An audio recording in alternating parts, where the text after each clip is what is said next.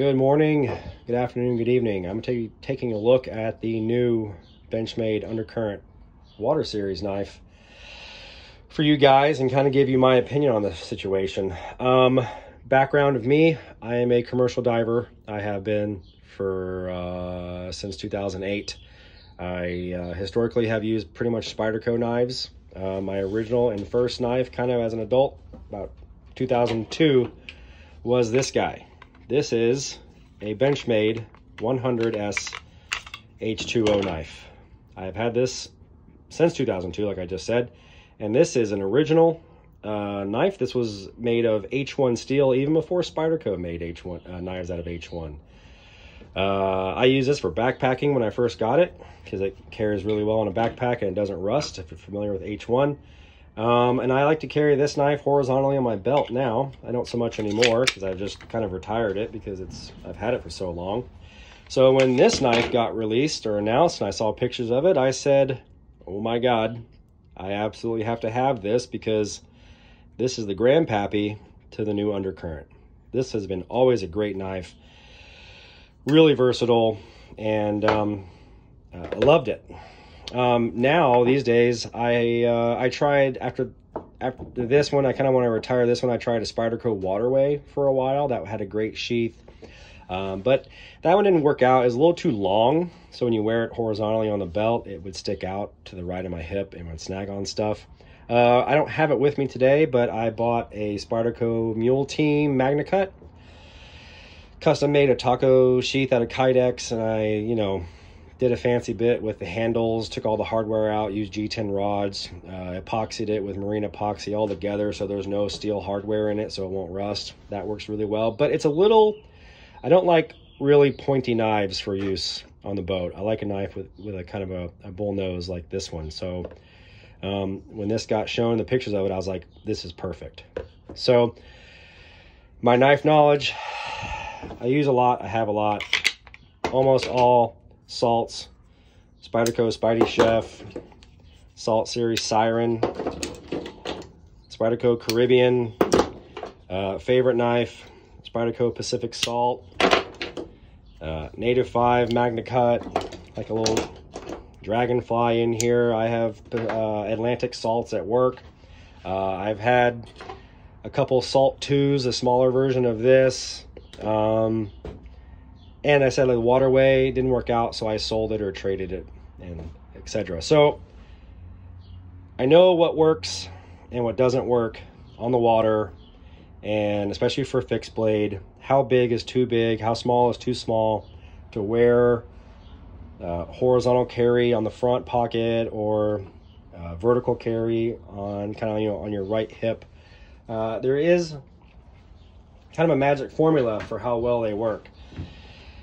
And this is probably one of the most comfortable, most solid feeling knives I've ever handled. Even better than the Mule Team due to like the ramp here on the jimping. This is super duper positive. And that's why I like the Pacific Salt so much, is because this thumb hump, the thumb ramp is super positive on this. You are locked in there really, really well. Compared to like the Caribbean, there's not enough jimping on that, right? Your thumb it doesn't get the best purchase on it. The Siren, great knife, designed by Lance Clinton. There's zero jimping on the back here. It just feels really positive, but it could use some jimping. Spidey Chef, this is too fancy for out on the water. This is kind of like my nice carry. Native 5, great knife, not as positive, a little small for boat use. So like something like the Pacific Salt is the best all-around knife, in my opinion, ever to exist. The blade steel, LC200N, great steel, doesn't rust, doesn't hold an edge super duper well. It does, but it doesn't, right? Better than H1, not as good as some other steels. But the best thing about it is because it's super tough, it doesn't chip. And when everybody, the 7 of us, everyone needs their knives sharpened, I'd rather sharpen a dull knife than a chipped knife. So much easier to keep sharp because you don't have damage to the knife. Magna Cut kind of solved that issue as well. Not as tough as LC200N, but very tough. High corrosion resistance. Again, not as much as this, but better edge holding. And just a really cool steel. Perfect for this knife. I have contacted Benchmade. Obviously, you can see the steel coming through here. It is full tang. They mold this in place with, they couldn't tell me what it was, but it is basically, it is epoxy down so that water won't get in between the grip and the steel to where a rust can form, which is great. That's kind of like what the Waterway did. I'm not sure if you're familiar with the Waterway, but the Waterway glued down the grips, and they had some blind pins in there that you can't see through the handle, so that water couldn't get underneath the handle and cause corrosion. Whereas even on like my knife right here, it's made of H1, but a couple years ago I took the screws apart and there was still some rust in there. Things will rust if you do leave salt water in them over, you know, a long time. So I said earlier, why can't I keep this knife? This is the only reason. This sheath, in my opinion, is kind of frankly unusable. Okay. Yeah, they put belt loops in it, okay? And they put holes in here. Apparently you can use it. They keep saying, I contacted them, they say use a tech lock. And I'm like, okay, well, they're Benchmade. This is, like I said, this is one of the belts I use. It's a standard web belt. It doesn't fit. And I could probably maybe get it fought through there and squeeze it through, but it's a, you know, it doesn't fit. And this is a standard leather Carhartt belt.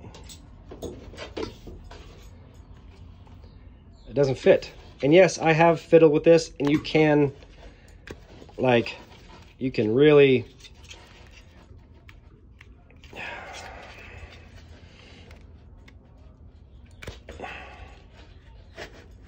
eventually shove it in there, okay? But you can't wear it horizontally, which means I'm gonna have to do this every single time I take my belt on and off. And that's not gonna fucking work. Not gonna work. So they're like, well, people are buying a smaller belt. Really? That's your solution? I gotta go buy another $20, $30 belt to stack on top of a $250 knife? Which, by the way, how much did this packaging cost? What was this, what? $10, $15 a box? Okay, so these pocket loops are too small. And if you were to add a tech lock, it's way over here, okay? If you carry this thing, if you put a tech lock on here and put it right here, you're telling me this is gonna be where your belt is? You're gonna wear this on your belt? This is your waist? This is gonna stick up right there? No, that's not gonna happen. We're gonna wear it handle down on your waist? We're gonna reach down to my knee and grab my knife out of my sheath? And then, if you wear it horizontal, this is gonna be only stopping right here. This is gonna stick out on your hip and grab on everything. That's why I had a problem with the Waterway. The Waterway had holes right here, but it was such a long handle, this stuck out on my right hip and it kept snagging on everything, and I eventually had to stop using it. So these need to go away, or I told them, I was like, you need to make something that clips into this, that utilizes these holes, a custom little attachment point, a belt thing that clips into these, that you can attach this to a belt with. I don't get it. Did no one try any belts on this thing while they were designing this knife? So I don't, and then the sheath is nice, right? It's color is fine, it's well designed, has drainage holes on it. This lever pushes the knife out, nice quiet click. Great. But how do I carry it? How do I carry it, Benchmade? You tell me. How do I carry this reasonably on my belt? And if you did have a tech lock, the balance point is way back here. You know, this is the balance point right here. You want to get as close to that as possible, not way over here to where this is leveraging down and bending down at all times and sticking way on your hip. It doesn't work. I've tried it. It doesn't work carrying a horizontal carry like that. I tried for weeks and weeks and weeks to get used to the waterway, and it doesn't work. So, Benchmade, you screwed the pooch on this. I don't know. Maybe there's a way. Maybe there's a way. Chime in if you think, you know, maybe, am I being a drama queen here? Am I being overly sensitive? I don't think so. I've tried to carry knives like this, and you know, it doesn't work. It just doesn't work. It's too big. It sticks out too far. A little size comparison here. It's a big honking knife, man. It's a big piece of metal. Big, beautiful piece of steel. Really long, really great. I'm gonna go freehand here. Let me take this off though. You know, it's a big honking knife. It's great. I love the knife itself, but you just can't fucking use the thing. You can't go buy another belt, I guess. I guess I'll go buy another belt or something. I was really not wanting to spend more money, but I don't know. I love the knife. Love it. I love it. I want to use it. But until I figure out how to get this on a belt, it's not usable for me. Or find a belt that it can work with. I shouldn't have to do that though. You know what I mean? I should not have to do that. $250, I should not have to do that.